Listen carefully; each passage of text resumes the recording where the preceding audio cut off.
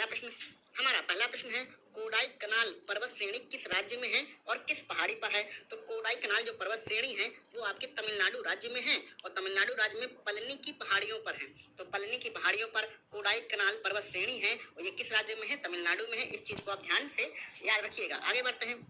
भारत की जो भौगोलिक स्थिति है वो पूर्वी देशांतर में कहां से कहां तक है। तो भारत की भौगोलिक स्थिति पूर्वी देशांतर में 68 डिग्री 7 मिनट से लेकर 97 डिग्री 25 मिनट तक है। इस चीज को आप ध्यान में रखिएगा। इसको हम लोग थोड़ा सा समझ लेते हैं डिटेल में। इसको हम लोग इस तरीके से पढ़ सकते हैं कि पूर्वी देशांतर वाली लाइन, ये वाली लाइन पूर्वी देशांतर वाली होती है। इसमें 68 डिग्री 7 मिनट से लेके 97 डिग्री और 25 मिनट तक हमारा पूर्वी देशांतर है। तो अगर उत्तरी अक्षांश के बारे में पूछा जाए तो ये लाइन उत्तरी अक्षांश वाली लाइन है। ये 8 डिग्री और आपके 4 मिनट से लेकर 37 डिग्री 6 मिनट तक आपका पूर्वी देशांतर है। इसको आप याद रखिएगा। तो पूर्वी देशांतर का विस्तार और उत्तरी अक्षांश का विस्तार, इसको आपको रट लेना है। चलिए आगे बढ़ते हैं।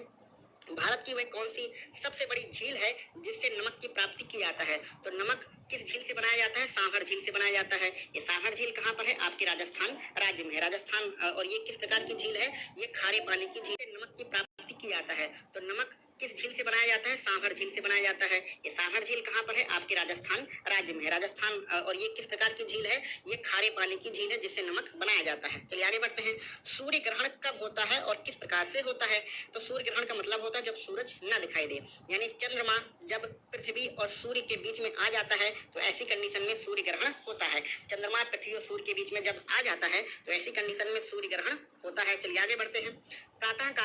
प्रातःकालीन का जो समय होता है उसमें अधिकांश मात्रा में ओस पड़ती है। इसका क्या कारण होता है, क्योंकि जो सुबह का समय होता है उस समय आसमान साफ होता है, हवाएं शांत होती है। इस कारण से प्रातःकालीन के समय में हमारा ओस बहुत ज्यादा पड़ता है। ठीक है, चलिए आगे बढ़ते हैं अपने अगले प्रश्न पर।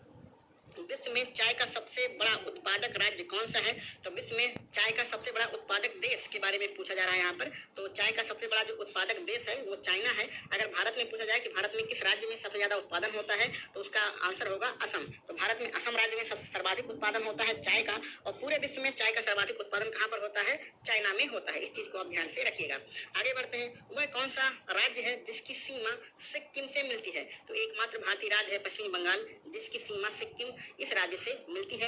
अब सिक्किम के बारे में आप थोड़ा जानते रहिएगा। मान लेते हैं ये सिक्किम है। सिक्किम बहुत ही महत्वपूर्ण भारतीय राज्य है। तो इसके ऊपर यानी उत्तर की ओर चाइना है।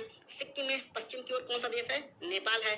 सिक्किम में पूरब की ओर कौन सा देश है, भूटान है। तो सिक्किम एक ऐसा राज्य है भारत का जो 3 देशों के साथ अपनी सीमा साझा करता है। पूरब में भूटान है, ऊपर यानी उत्तर में चाइना है और पश्चिम में कौन सा है, नेपाल है। और नीचे कौन सा भारतीय राज्य है, नीचे आपका पश्चिमी बंगाल है। तो नीचे यानी दक्षिण में सिर्फ एक राज्य पश्चिमी बंगाल के साथ सिक्किम अपनी सीमा का साझा करता है। चलिए आगे बढ़ते हैं।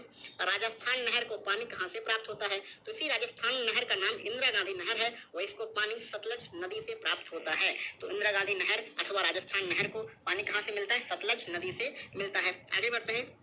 वह कौन सा आकाशीय पिंड है जो पृथ्वी के सबसे नजदीक है। तो इसमें मंगल ग्रह का नाम मत लिखिएगा। आपके सबसे नजदीक का जो आकाशीय पिंड है उसका नाम है चंद्रमा। ठीक है, चंद्रमा को भूल मत जाइएगा। चलिए आगे बढ़ते हैं। जब भारत में सर्दी होती है तो कहाँ पर गर्मी पड़ती है। तो भारत उत्तरी गोलार्ध में है और भारत के जस्ट नीचे दक्षिणी गोलार्ध में ऑस्ट्रेलिया और न्यूजीलैंड है। तो यहाँ पर ऑस्ट्रेलिया नहीं लिखा गया है, सिर्फ न्यूजीलैंड लिखा गया है। तो ध्यान दीजिए, जो उत्तरी गोलार्ध में होता है उसका जस्ट अपोजिट दक्षिणी गोलार्ध में होता है। भारत उत्तरी गोलार्ध में है, उसके अपोजिट दक्षिणी गोलार्ध में ऑस्ट्रेलिया और न्यूजीलैंड है। तो जब भारत में सर्दी होगी तो ऑस्ट्रेलिया और न्यूजीलैंड में क्या होगी, गर्मी होगी। जब भारत में गर्मी होगी तो ऑस्ट्रेलिया और न्यूजीलैंड में सर्दी होगी। जस्ट अपोजिट होता है। आगे बढ़ते हैं। कावेरी जल विवाद किन 2 राज्यों के बीच में है। तो कावेरी जो जल विवाद है, कावेरी नदी में जो जल विवाद है वो कर्नाटक और तमिलनाडु राज्यों के बीच में है। इसको आप ध्यान से रखिएगा।